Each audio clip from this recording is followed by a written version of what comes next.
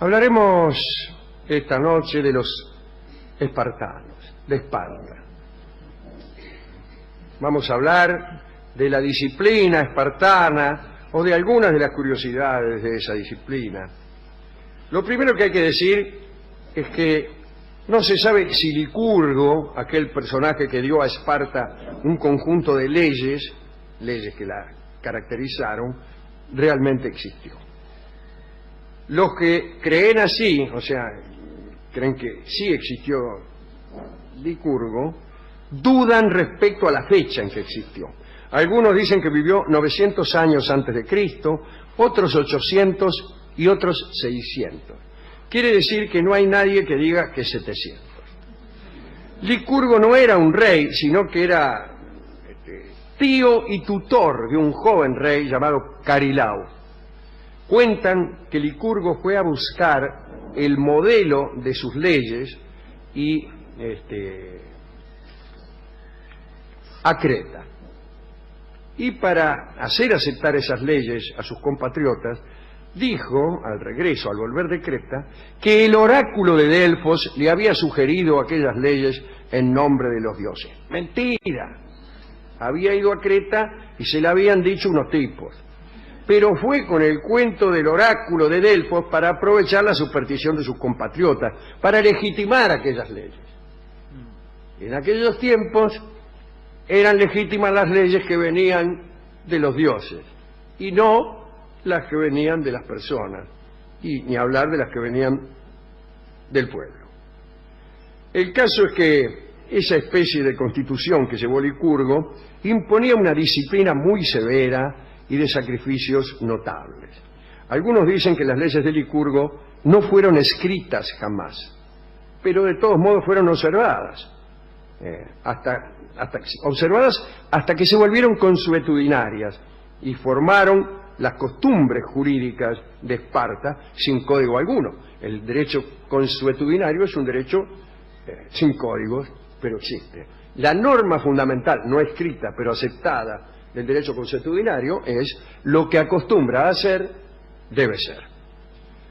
Licurgo reconocía que la esencia de estas leyes era el desprecio de lo cómodo y de lo agradable. Las razones por las cuales triunfaron esas leyes son las siguientes. Cuentan que Licurgo propuso un pacto a sus conciudadanos para que las leyes entraran en uso. Dijo que se alejaría de Esparta por un tiempo y que sus leyes deberían mantenerse en rigor hasta el día siguiente de su retorno. Por lo menos, dice, cúmplalan hasta el día siguiente al de mi retorno. Durante ese tiempo funcionarían a modo de prueba. Y entonces Licurgo partió a Delfos, se encerró en un templo y se dejó morir de hambre.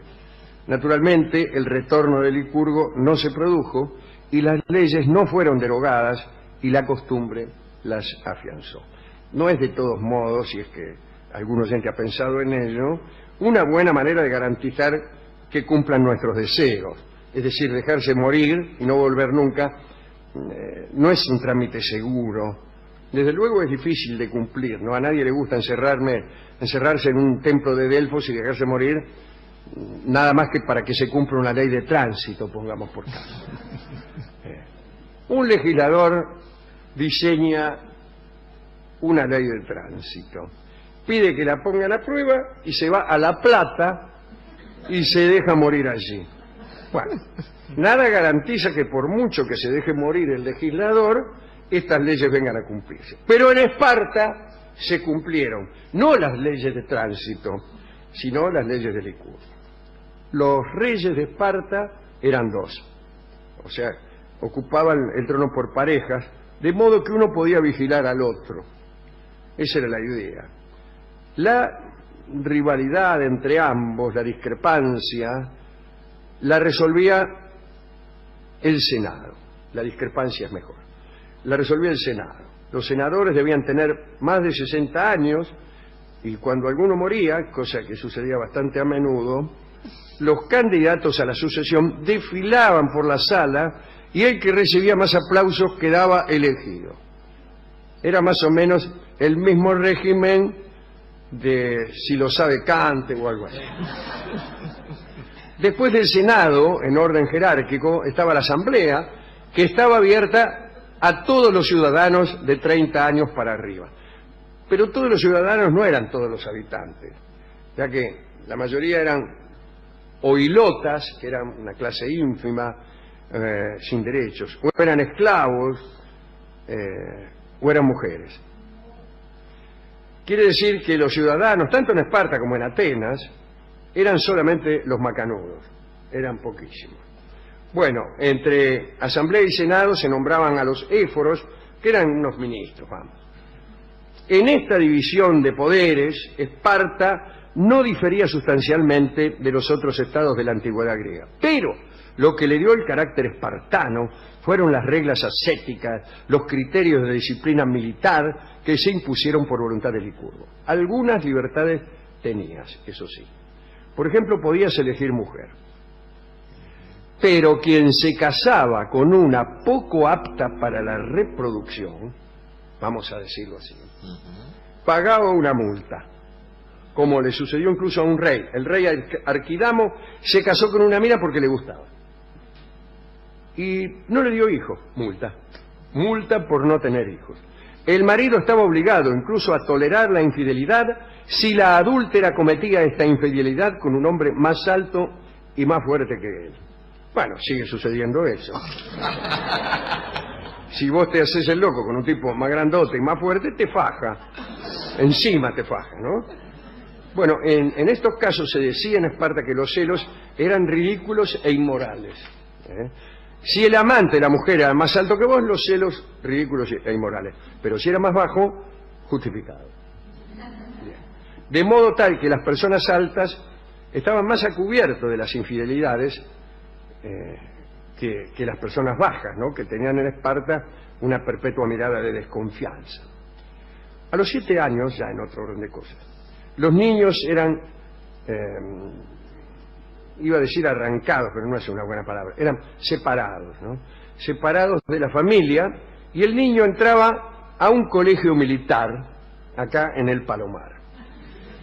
En cada clase se nombraba un paidónomo, es decir, el más valeroso, que era, bueno, el que había resistido mejor los latigazos de sus instructores, o el que más brillantemente había soportado las noches en los chiqueros. Bueno, el que mejor soportaba eso era paidónomo. En realidad, las noches en los chiqueros son soportadas muy bien por los chanchos, que sin embargo no son paidónomos. A los alumnos se les enseñaba a leer y escribir, pero nada más. Y la única evasión era el canto. Pero atención, estaba prohibido el canto individual. Solo se admitía el coro, porque consolidaba la disciplina.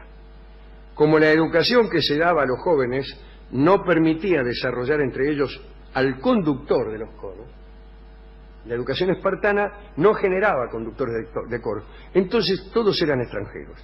Se importaban conductores de coros. Ahí estaba Perpandro, por ejemplo, que era un extranjero, y después llegó Timoteo, que vino, trató de perfeccionar la lira, aumentando el número de cuerdas. Eran 7, el tipo agarró y le puso 11 cuerdas. Y los éforos, los ministros, que no querían novedades en ningún terreno, se lo prohibieron. Prohibida la lira de 11 cuerdas, ¿ok? Los reyes también participaban en los coros y también tenían que atenerse a su parte. Aquel que pretendía lanzar su voz como la principal debía ser depuesto por asamblea y senado. El rey, dice, ¿qué te venís a dar dique acá? Bueno. Así que el rey y Coreuta, que tratara de lucirse, era depuesto en sus funciones políticas por Malcoreuta. El celibato, amigos, era un delito. Se castigaba obligando a quien no se casaba a estar desnudo en invierno y a cantar diariamente durante esa misma temporada invernal.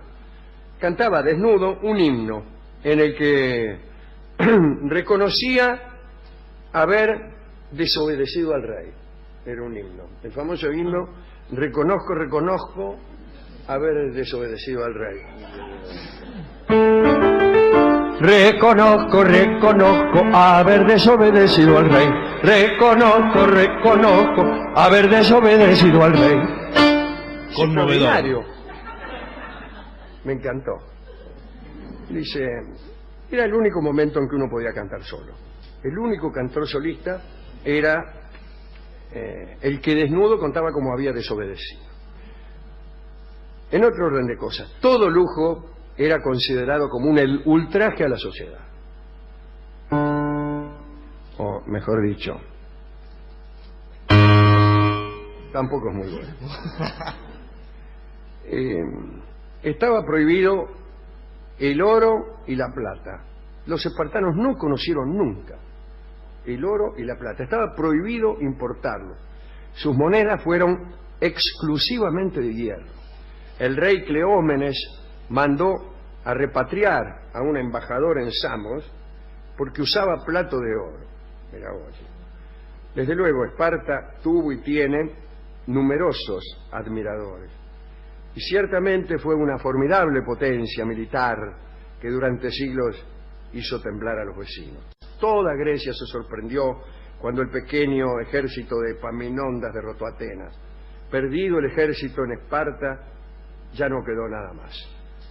Sus costumbres heroicas la mantuvieron en pie más tiempo que a Atenas, pero las leyes que se habían dado no permitían ninguna evolución.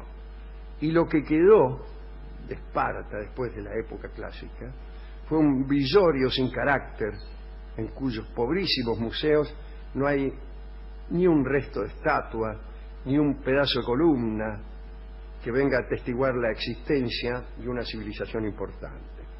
Así que esto es lo que queríamos decir de Esparta, amén, de aquella sopa negra que templaba el espíritu, o de aquel entusiasmo para saludar a los ancianos del que habla Burckhardt, o aquella, peor todavía, aquella eutanasia practicada con los chiquilines defectuosos.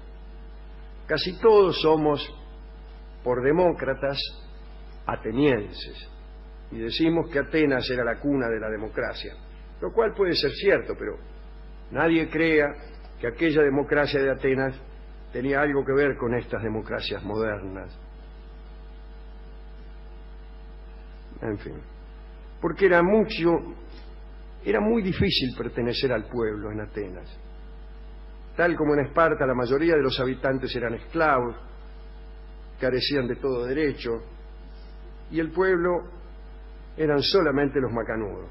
Para ellos sí, para la mayoría no.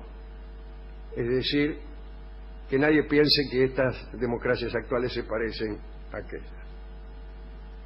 ¿A quién quiere dedicar esto, Barton? Yo a los directores de coro, de Esparta y de Atenas, ¿no? Que sabe que a mí me parece que en Atenas, y a lo mejor en Esparta también, era obligatorio pertenecer al coro. Vos tenías actividades corales como ciudadano que eran obligatorias. Así como aquí es obligatorio, o era obligatorio, prestar servicio militar, en Atenas también, hasta los 60 años. Pero también tenías la obligación de pertenecer al coro. Guarda, tales y tales días, tenías ensayo y había que ir y había que estudiarse la parte, ¿no? Así que a todos los directores de coros, a los que componían, a los que escribían las obras que se representaban, y a los pobres espartanos que no podían casarse por feo, ¿no? Y entonces debían pagar multa por su celibato, andando por ahí desnudos en invierno.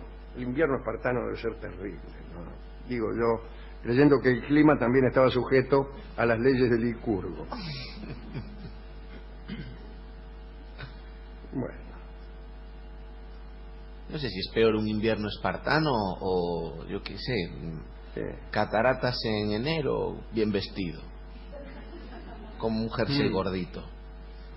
Usted sabe que hemos ido a ver al discotecario y lo encontramos enteramente desnudo, tomando sopa negra, flagelándose y siendo azotado por el jefe de piso.